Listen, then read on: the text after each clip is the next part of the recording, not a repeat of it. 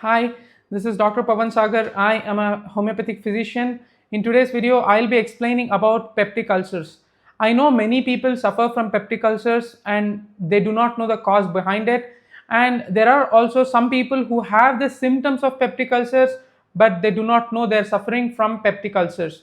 So this video is going to be very helpful to these people who have peptic ulcers or who have the symptoms of peptic ulcers, as I'll be explaining what are peptic ulcers, what is the cause for peptic ulcers, and also what are the symptoms and treatment for peptic ulcers. Before I go into the details about what are peptic ulcers, let me give you a basic understanding about how an ulcer is formed. When there is a damage done to the cells, these cells die. So this death of the cell leads to the formation of an ulcer. So these damaged cells, when they die, it leads to an ulcer formation. It can happen either on your skin or on an organ. Depending on where it is formed, the ulcer is given its name. For example, peptic ulcers are those which are seen in the lower part of your esophagus, the stomach, or the small intestine, the first part of the small intestine. So an ulcer which is found in these areas are called as peptic ulcers. Ulcers which are found only in the stomach, specifically only in the stomach, are called as gastric ulcers. And the same way, the ulcers which are found only in the duodenum, that is the first part of your small intestine, they are called as duodenal ulcers. I hope you have an understanding about what are peptic ulcers with this. Now, there are many causes for the formation of an ulcer, formation of a peptic ulcer in specific, and the reason or the mechanism behind it is very simple and it is the same for all the causes that I'll be explaining in this video. So the mechanism is that the stomach and the intestines have a protective lining, a protective sheet. You can imagine it to be a protective sheet, which is called as a mucosal lining. Now, why do we need this mucosal lining?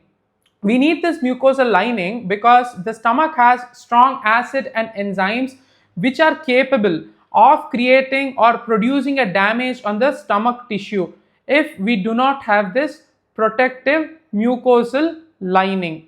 So this mucosal lining protects the stomach from getting injured by the acid or the enzymes that are present to digest the food.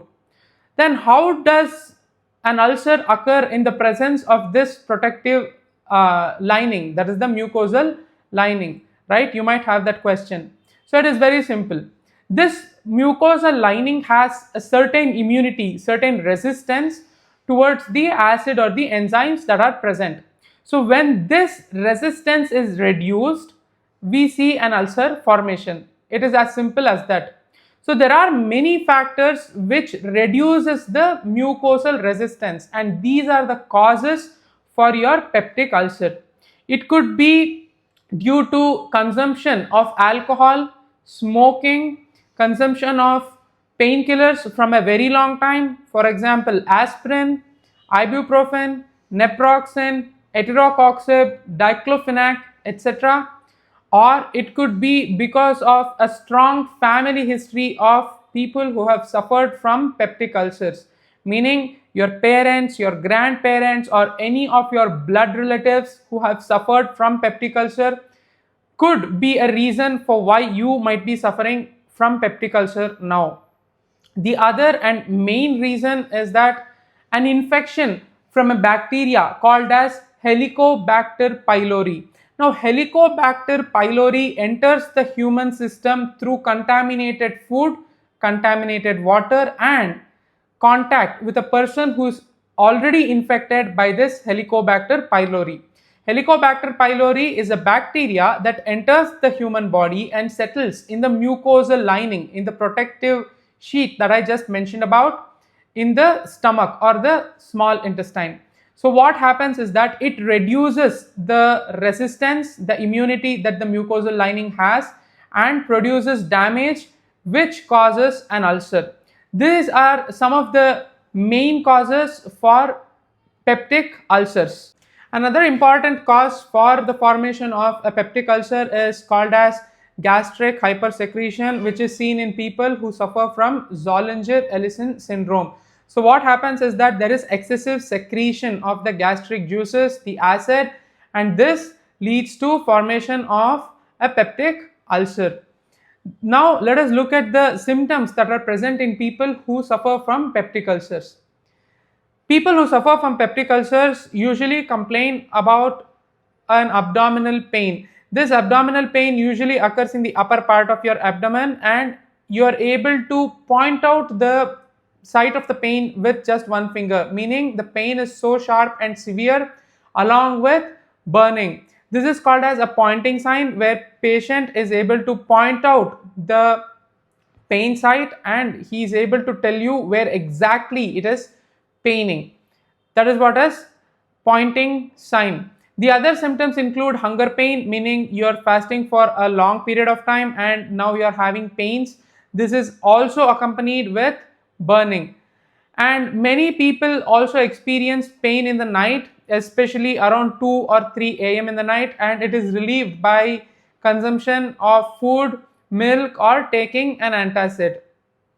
Now, in people who have an ulcer, where the ulcer has just started or it has just begun, the periodicity of the pain is less, meaning the pains are less frequent and for shorter duration of time. But in people who have been suffering from a peptic ulcer or a gastric ulcer from a very long time, people will have more episodes of this pain, meaning the periodicity is higher.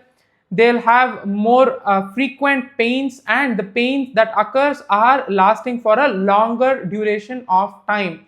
So another peculiar thing that we notice is these pains usually increase in the winter times, and also along with this you might have heartburn, bloating, and nausea, vomiting, these kind of other symptoms related to the peptic ulcers.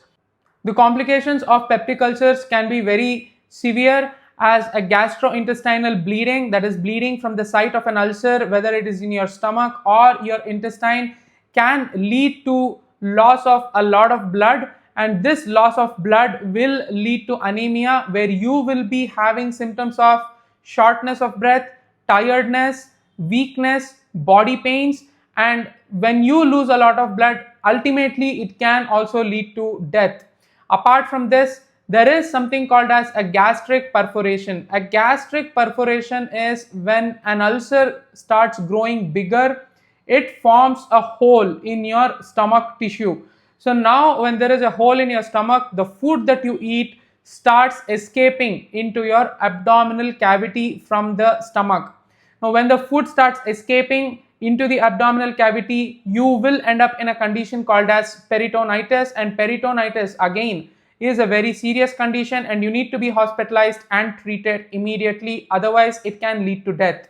In many people, we do notice that untreated ulcers will turn into a stomach cancer or an intestinal cancer as well. So what is the treatment for peptic ulcers? In homeopathy, we have really good medicines for peptic ulcers and also for ulcers which have turned into a cancerous condition. I have treated many people who suffer from peptic ulcers, and through homeopathic medication, I am able to help people in having a better life, and we are able to treat people who have peptic ulcers. Apart from this, peptic ulcers can also be corrected surgically, especially when the ulcer has become too big or when the ulcer has turned into a cancer. We have to go for a surgical intervention where surgeons are able to help you in having a better life. I know many people use antacids to counter the symptoms of peptic ulcers, but the problem with antacids is that long-term use of antacids can have side effects. So these side effects could be nausea, vomiting, bloating, excessive acid formation, which leads to again acidity, heartburns, and in many people it can lead to neurotoxicity and formation of kidney stones. Apart from all this, I do recommend a few lifestyle changes. For example, stop consumption of alcohol, stop smoking, and make sure you do not take painkillers on a regular basis. Like I said, aspirin, naproxen, ibuprofen, diclofenac, eterocoxib, etc. can lead to a reduced mucosal resistance, which increases the chances of getting a peptic ulcer. So these are a few tips, and this is the treatment option for people who suffer from peptic ulcers. Apart from that, like I always tell, have dinner early, make sure that you're going on regular walks, give importance to physical activity. This will increase the quality of your life. This will help you have a better life. I hope this video was helpful. I hope you enjoyed watching this video and it was educative.